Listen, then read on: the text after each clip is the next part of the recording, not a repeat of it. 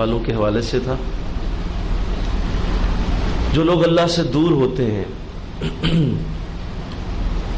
اللہ سے جو دوری اختیار کرتے ہیں جو لوگ،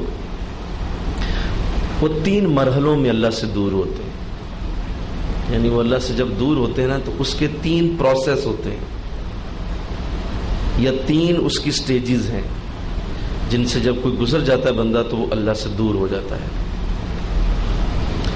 اور پھر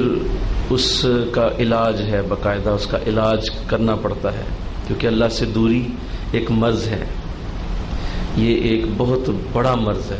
اور بڑی شدید بیماری ہے۔ اللہ اکبر۔ تو آئیے وہ 3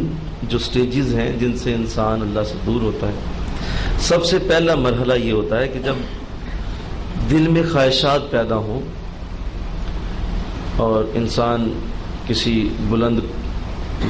بالا کوٹھی کو دیکھے یا کسی چمکتی ہوئی گاڑی کو گزرتے ہوئے دیکھے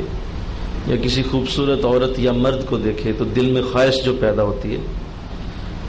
وہ خواہش جو ہے وہ دل کا اس خواہش کی طرف رجحان،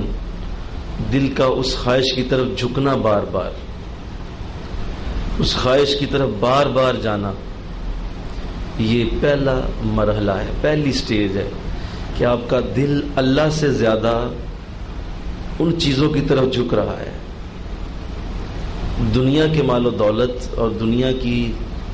جو لذتیں ہیں ان کی طرف زیادہ دل جھک رہا ہے، اللہ کی طرف کم ہے۔ یہ پہلی سٹیج کہ دنیا کی یہ جو اس وقت چمک ہے، آپ دیکھیں دنیا کے جتنے اس وقت جتنے بھی جاہل اور لا علم اور اللہ سے دور ہیں، ان کو آپ کبھی ان کی ریسرچ کریں، سب سے پہلے انہوں نے اپنے اندر خواہشیں پال لی تھی۔ اے بھی کبھی ہو جائے نا یار، اے بھی آ جائے، او بھی آ جائے، او بھی آ جائے، فلاں چیز بھی آ جائے، یعنی وہ خواہشیں پالتے رہے اپنے اندر۔ یہ پہلا مرحلہ ہوتا ہے انسان جب اللہ سے دور ہوتا ہے تو یہ خیال جو ہیں وہ اس کی جان نہیں چھوڑتے، یہ اس کے اندر گھر کر جاتے ہیں، اس کے دل کو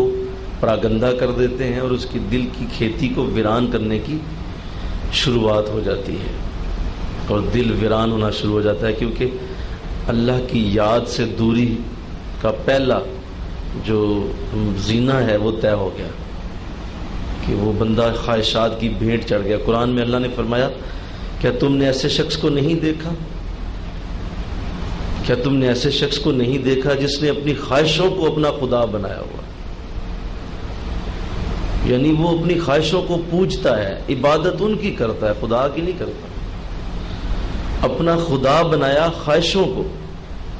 اور انہی کے پیچھے بھاگ رہا ہے اور انہی کو پورا کرنے کی کوشش میں لگا۔ تو یہ پہلا جو مرحلہ ہے بہت